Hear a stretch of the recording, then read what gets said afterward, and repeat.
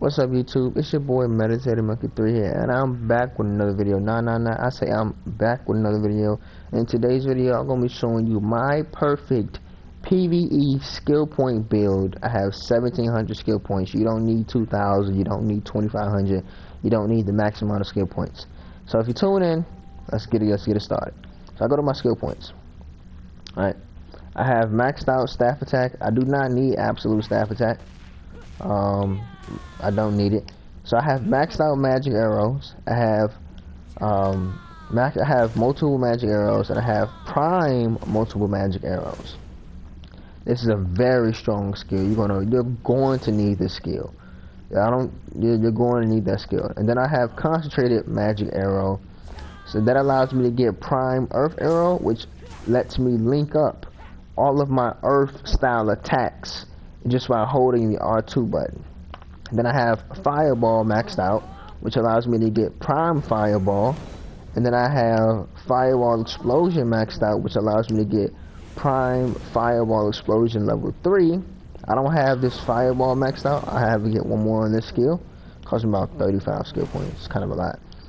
But having prime fireball and prime fireball explosion lets you link up your skills, your prime skills, just by holding the R2 button. It's very important. Alright? And then I have meteor shower maxed out, which allows me to get meteor shower focused. Meteor shower focus casts a lot faster than meteor shower area. But meteor shower area kind of does, meteor shower area does technically a little more damage PVE wise, only because it has that extra hit meteor damage. Prime meteorite does 1,511 times 10, but the actual critical hit rate kind of offsets that based off the area effect of prime meteor. The prime meteor area does a lot more damage than the prime focused. But the prime focus is a lot faster, so you don't need speed, PVEs. I have lightning chain on level 1. I don't really need it, because there's no prime version to it. It's only absolute. Even though it is used for pulling aggro for enemies, prime lightning you don't really need absolute lightning. You just need first version of lightning. As you get more skill points, you'll be able to get the full thing of lightning, but you really don't need it. Lightning storm is very important. Lightning storm allows you to get prime high voltage. Now this is a very powerful skill when we're talking PvE wise. Also PvP too, because it gives you a forward guard. So while you're trying to charge up this skill, you're basically blocking anything coming from in front of you. Now prime combo, this is a very strong skill, but you don't get that guard effect. So you can be interrupted while using this skill. So I would say definitely choose prime lightning storm high voltage for that guard effect. Then I have lightning on level 2. The reason why I didn't boost lightning up to the max level is because, again, I ran out of skill points and I kind of didn't really need it at the time. That's why having prime lightning is a good thing. All it really does is allow me to link up my lightning skills, but since I have so many lightning skills, I can already link them up in one combo. So having lightning on level 1 allows me to get residual lightning level 4, which allows me to get prime residual lightning combo. Now this combo is very good. Like, it has super armor while you're doing it. You recover MP as you're doing it. It has hit damage, last hit damage, and extra hit damage, which is OP. Plus a critical hit rate of 100%. You're really going to need that. Now the high voltage, it's good for close PvP battles. If you're thinking you'll be doing like 1v1s a lot, or if you're trying to do like tournaments and stuff, prime high voltage lightning, high voltage is a good one for PvP if you're fighting like guardians or you're fighting like warriors. But prime residual combo is perfect for a large scale PvE or large scale PvP. So let's talk about freeze. I didn't get the full version to freeze. Again, I ran out of skill points. I'm kind of working on that now, but having prime freeze allows you to link up your other frost skills. And since I don't have prime freeze, I can't really show you a combo using prime freeze. But frigid frost is a very OP skill. I have frigid frost 4, which allows me to get prime Frigid Frost Control. This is an AoE all-around effect move. So this gives you, not only does it give you super armor, it gives you a down attack and it freezes on good hits. It gives you an accuracy rate increase plus a critical hit rate increase. Plus you get 1,467% times 5 in damage. This is a very strong skill. You're going to need that skill. So I have Blizzard. Now, thing is, you can get Blizzard level 3, and you don't have to get Ultimate Blizzard. But the reason why I say get Ultimate Blizzard is because once you get Prime Blizzard Domain, which is like the AoE, you don't have to do anything. You can just basically, Prime Blizzard Domain is very good in PVE because you can do other skills while this is active.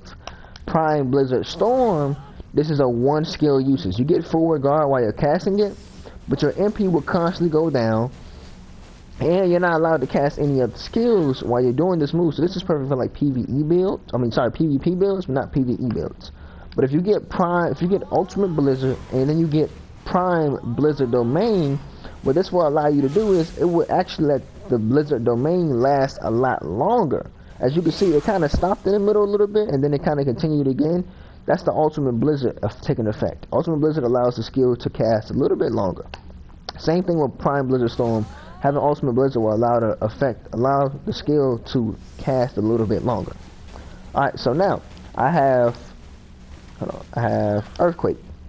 Earthquake on level 4. Having Earthquake on level 4 will allow me to get either Prime Earthquake Evade. Now this skill, I do not recommend this skill for anybody. Alright, the reason being is because when you activate the evade portion of the skill, yes, while it kind of does pull targets in on good hits only PvE wise, it is very hard to actually get hits with this skill. Like your character evades so far away, it's pretty much useless. Like in the tutorial video it's showing you about the skill, it looks like he's evading, you know, at a distance where he can still get it hidden, but when you're actually using the skill mid-battle, you're evading so far away that you're not actually hitting anything. You're basically just wasting mana. So now, Prime Earthquake Destruction, this is a very phenomenal skill. Not only does it pull targets in, it bounds them, gives them stiffness, and you get 30 MP on every good hit for a max. You can hit a max of what? 10 people. So that's 300 MP total if you can get a good hit every single time. Now this is a good skill because, one, you can link this skill up with all of your other Earth style skills. Now in order to link this skill up, you have to have Prime Earthquake, and you have to have Prime Earth Arrow in order to link those two skills up. Just by holding R2. And then now I have Earth Response for my dodging around, and I chose to go with Earth Response Flow. This has a small like a small area of effect, but it is enough so that anybody who walks into it, you're basically hitting all targets. You're basically hitting all targets while dodging, so it's perfect, and you get super armor too. Prime Earth Response, I use this one. This one, it has a very narrow kind of like target range. Is very narrow. It's not wide like this one is. This one is very wide. This one is very narrow. Like it looks like that now, but it's like a single file line. Oftentimes you can actually miss this skill while you're using it. Now it's good if you can hit it because you can slow down your target's movement speed, but when you miss this skill, you're basically just not only are you wasting MP, you're also you're waiting for a 3-second cooldown in order to use it again. This one I can basically spam the hell out of this skill. I can do it left and right, left and right, left and right, and he will do the skill every single time. But this one has a dedicated 3-second cooldown. Now this right here is, everyone knows this is your passive skill, extra casting speed plus 20%. Use this during, you don't use this as soon as you start fighting NPCs. As soon as you start fighting PVE, you want to use what's something called a speed spell first. But this one is like for those just in case emergencies. Like say for example, you're running out of mana fast. You're not really doing as much damage as you're supposed to be doing. You don't really have no crown meals because you ate something else, and you gotta wait 30 minutes for the crown meal to load up.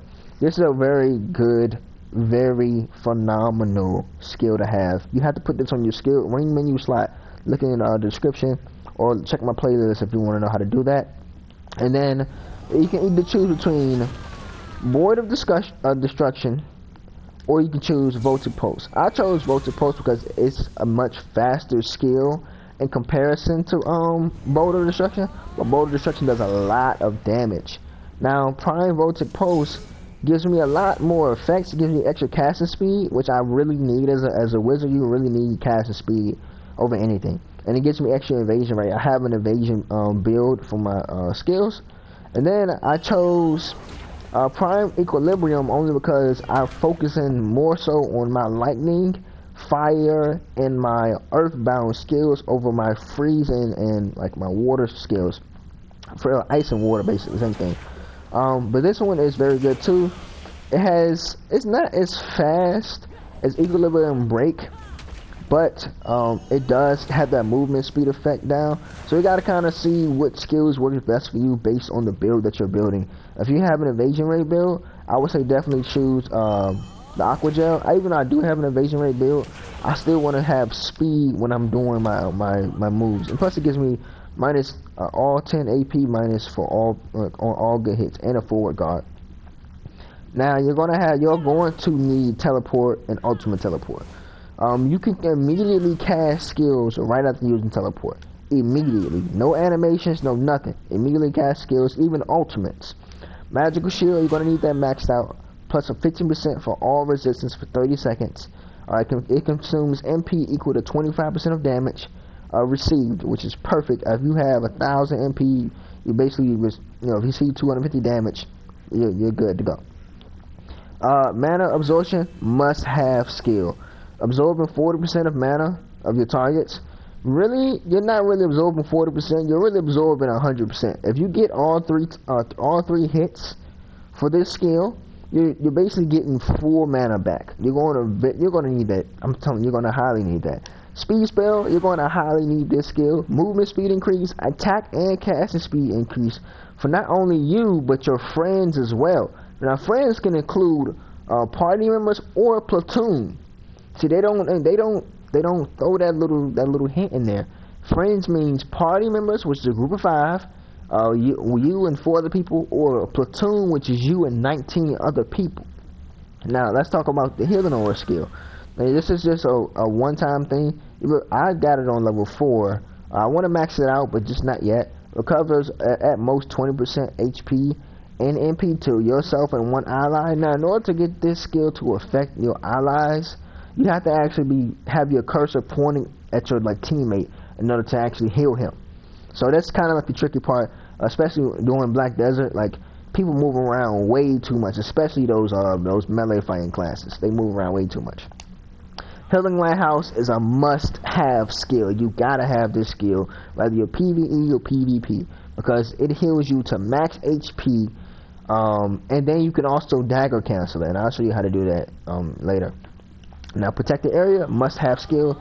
Damage reduction rate plus 50% for 6 seconds. For you and nearby allies, max up to 10 people. So if you're in a platoon, you and 9 other people will receive basically 50% damage reduction for 6 seconds. Now, if you max it out, damage reduction for up to 8 seconds. Spellbound Heart, must-have skill. It recovers MP every 6 seconds, the same time as your MP and your regular health recovers. Every 6 seconds. So you're going to need this skill, and you get a movement increase of up to 10% for 10 minutes. For 10 minutes, come on now. That's very good to have. Magic Lighthouse, you're going to need this spell as well. Not only does it draw aggro for 50% of the time, most of the times, a group of enemies, if you drop down Magic Lighthouse before actually casting any skills, almost 99% of the time, almost all of the monsters or whatever you're fighting will be attracted to Magic Lighthouse and completely forget about you for up to 15 seconds, which is very, very good skill. Very good skill to have. No, actually for 20 seconds. My bad, for 20 seconds. And then the cooldown timer for the skill is about 18 seconds. So the last 2 seconds of the skill, you can actually reactivate it again no problem. Sage's memory, you're not going to be actually using this skill. Once you get this skill, you're just getting this skill in order to get what's called prime elemental flow. Now this will completely replace Sage's memory, which is it's okay. Just hear me out. I know that sucks. I know that sucks, but you're going to need to get Sage's memory in order to get this skill here.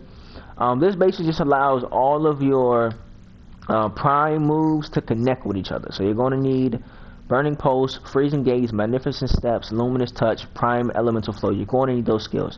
And of course, max out Skill Hunter, max out Magic Power Boost, max out Infinite Mastery, max out Mind Training for the extra casting speed. I'm not level 63 yet, so I can't max it out yet. But I definitely plan on doing that.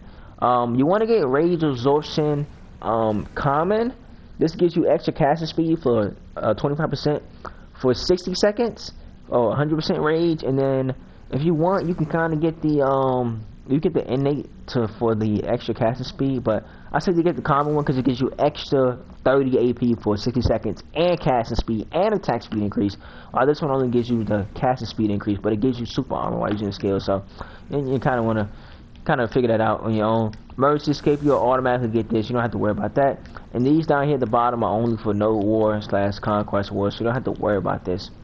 And this is my entire skill point build. Actually, I have one more thing to show you. So if you press R1 2 times, you'll go over to the skill enhancements tree. I have Sage's Memory, which allows me to get the Healing Lighthouse 4, which allows me to get Sage's Light. Sage's Light is a very fast healing skill. And I mean, when I mean very fast, like this shit is quick as fuck. Like you can heal off, you can give yourself full health in a matter of 1 second, very quick. Sage's Rage is for those fire builds. If you're looking for pure damage, you don't care about heals, you know exactly how to play, you know how to move in and out, then use Sage's Rage. This is a good PvP skill as well. It's very quick, especially right after using Fireball. Now I have Speed Spell, which allows me to get Swift Earthquake. I prefer Swift Earthquake only because it links up very well with my other skills, and it pulls my targets in, which allows me to do more damage with my other AoE skills. Now, I could have chose Trembling Thunder, but it doesn't have the same pulling in effect as Swift Earthquake does. Lightning Spear is a very strong skill. The reason why I don't use it though is because one, it has a 20-second cooldown, and it doesn't give me any mana back. It just uses up 200 MP, which is a lot. I actually use mana arrows. Now this is perfect for close clusters, PVE fighting, only because the last hit absorbs 30% of MP on the last target. But if you're actually hitting 2 or 3 or 4 people at a time, and you don't actually kill them with this skill, then what you'll notice is you'll actually get all of your mana back all at once. So use mana arrows and mana absorption. And this is my skill point build for Wizards PVE, only with 1700 skill points. It's your boy Meditator Monkey 3 here. Like, comment, subscribe. Peace.